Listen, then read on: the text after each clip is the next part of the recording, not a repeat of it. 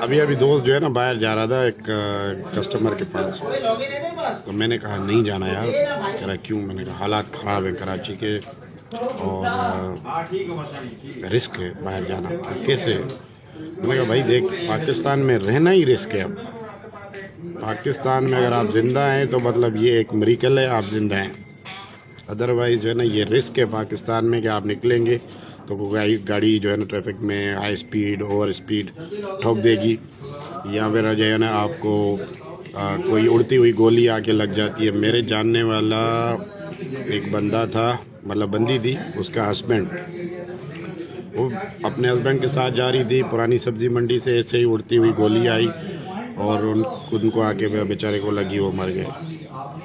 एक अच्छा बंदा जिसका लेना ना देना, वो स्कूल चलाता था, मतलब एक उस्ताद टीचर आदमी, और ऐसे ही मर गया।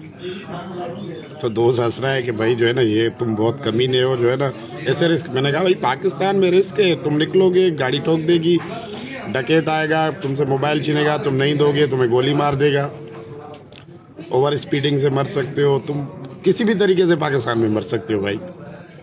तो बी केयरफुल। Thank you.